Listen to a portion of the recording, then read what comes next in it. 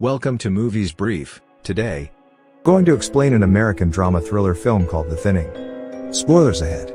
Watch out and take care. It is 2039, and the Earth has become overpopulated. The human race is on the verge of dying. The United Nations declares that all nations must annually cut their populations by 5%. Following those orders, the United States implements a rule called the thinning. In the thinning, the students must attend a standardized test every year. In the test, whoever fails is executed by injecting them with a drug. The movie starts as Lena Michaels is tutoring a high school kid named Simon. Simon seems to have a hard time solving the equations, so he asks Lena for something. She takes out a box of lenses and hands it to him. As soon as Simon wears them, he is able to solve all the math problems. Elsewhere, we are introduced to Edward Blake Redding, the son of Texas Governor Dean Redding. He sneaks out of his house at night and meets his girlfriend, Ellie Harper, in his car. Blake starts talking about the test they have the next day. Ellie is very nervous about it, but Blake assures her that she will pass. Just then, Blake's father's guard finds them, and brings Blake back to Dean's office.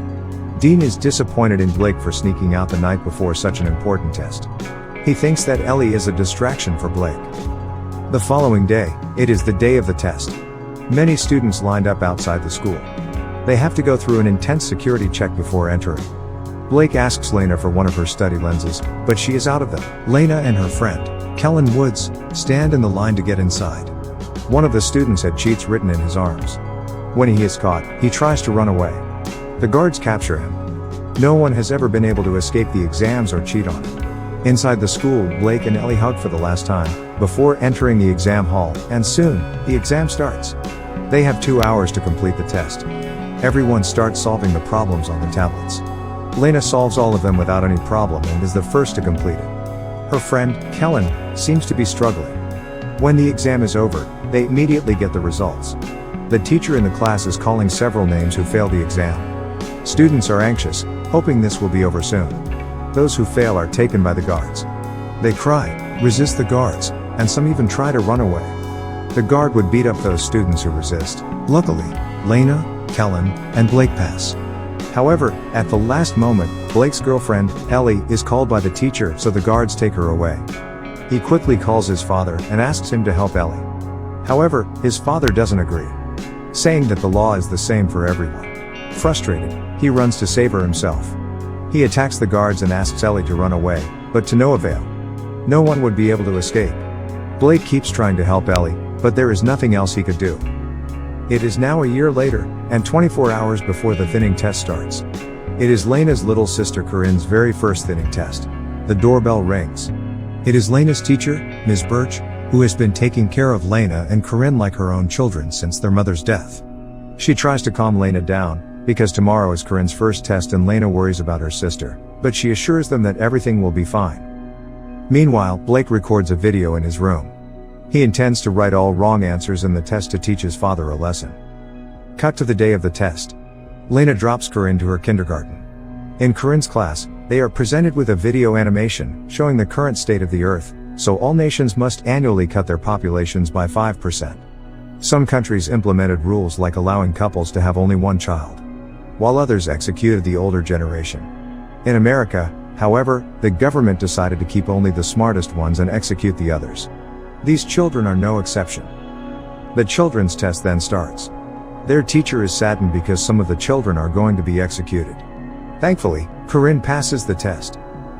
Lena and Kellen enter the school for their test as well. The test starts and finishes in no time. Meanwhile, Governor Dean finds Blake's recording and is agitated. He calls the test manager, Mason King, and orders him to pass Blake regardless of his score.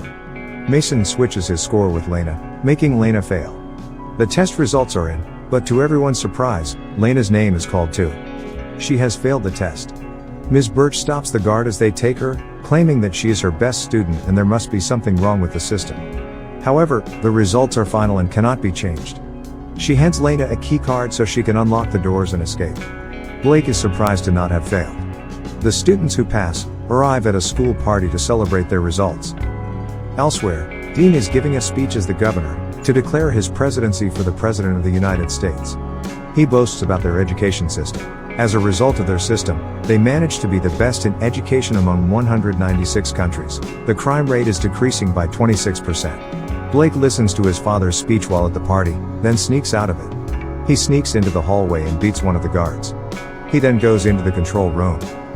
Meanwhile, Lena and the students who have failed are taken into a room and put against a wall. They are forced to remove all of their clothing for decontamination. Then, Lena and the others are taken to a room where the guards are about to execute them by lethal injection. Suddenly, Blake cuts the electricity off, making the whole school go dark. Taking this chance, the students who are about to be executed free themselves and try to run away. But none of them succeeds, except for Lena. She uses the keycard her teacher had given her, and gets out of the room. Soon after, Mason comes to the room and asks for a head count. They find out that Lena is missing, and start looking for her. Blake finds Lana and helps her fighting one of the guards. While talking, they realize that something was done to Blake and Lena's results. They both enter into a vent and hide. They follow the network cables to go to the server room where they can look at the results through the computer. Meanwhile, the school is still in complete lockdown due to the power failure. The news gets outside and is being broadcasted all over the state. The parents outside are getting concerned. Governor Dean calls Mason to ask him about the situation. Meanwhile, the vents below Blake breaks, making him fall into the swimming pool below. Lena jumps after him. She brings him out of the water, but he is not breathing. Lena gives him CPR and somehow manages to save him. Blake and Lena change to some clothes they find in the pool's lockers. They then continue to go through the vents and reach the server room, but a guard stands in front of the door. Moreover, Lena's keycard falls down the vent in front of the guard. He doesn't notice the card, but now she has to get it back somehow. Her plan is to go to the science lab and join a string with a magnet to fish the key through the vent, so they head down to the lab to retrieve the equipment needed. However, in the lab, they make a slight noise causing the guard to approach the lab. They quickly try to escape. Lena manages to get back to the vents, but Blake is stuck hiding in the lab. Lena moves through it to fish the keys. She successfully manages to get it up halfway, when suddenly, a guard catches it. But it turns out that it is Blake disguising as the guard. He had beaten the guard and put his clothes on. Shortly, the guard the two of them had attacked earlier tells Mason about them. He reveals that Lena had a keycard with her. Mason gathers all the teachers together, suspecting that someone has given it to their students. When Ms. Birch is in the room with other teachers, she flirts with another teacher and manages to take his keycard. Mason continues checking the teachers for their keycards and ID cards. Birch saves herself by showing them the card. Since the other teacher doesn't have his, Mason threatens him to tell them where Lena is. However, he insists he doesn't know anything as Mason beats him. Lena finally gets to the server room. She opens the computer using the keycard, but Mason has it protected with a password. She then texts Kellen, who is good at hacking, to provide her with the access. After some time, Kellen receives Lena's text. He helps her to get through Mason's computer. Lena then searches for her results and finds out she got 98% but still failed, while Blake got 15% and passed. She does more research and finds out that Ellie too had gotten 88% and failed, while others who had less marks than her passed. Lena realizes that the grading system is rigged, and the governor has been failing whoever he wishes to. Lena sends a file with the rigged grades to Kellen.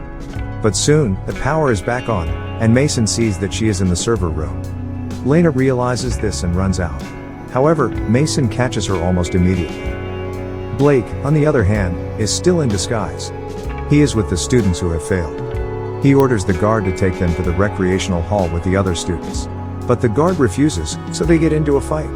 The guards restrain him and find out his identity. Just then, Kellen receives Lena's message and is surprised to see the rigged results. Kellen is friends with the news anchor, so he quickly emails it to the news channel. The reports broadcast the news showing the receipts of the altercation and the results. After the photos are leaked, the governor is called by his party head, who threatens to take his presidential candidacy back. Unwilling to let that happen, Dean Redding throws all the accusations at Mason and pretends that he is innocent. He tries to prove this, so he has no choice but to execute all of those who actually failed, including his own son, Blake. At the school, Mason and the guards take Lena to the thinning room to execute her and the others. Blake is there too. Mason calls Dean to ask him if they should proceed to execute the students. But Dean tells him to stop. He wants the students who have actually failed to be executed, including his own son. The guards free Lena and other students who have actually passed the test. Lena kisses Blake, but the guards take him and the rest who have failed. They execute them by injecting them with a drug. As the lockdown ends, Lena is reunited with her younger sister, Corinne, and Miss Birch. Cut to a few hours later, we see the bodies of the executed students being taken underground in an elevator. The students start to move, revealing that the drug they were injected to be a sleeping drug. They stop when they reach a factory-like place. It is filled with goods being produced by the tech company Ashuru Global. Many people work in the factory. Just then, Blake is surprised to notice that one of them is actually Ellie, his girlfriend. This indicates that the students who are supposed to be executed are actually brought underground to work as slaves for a multi-million company. This was all planned by the government as a strategy to get free labor. Subscribe for more videos like this, turn on notifications, and leave a like to help the channel out. Thank you for watching.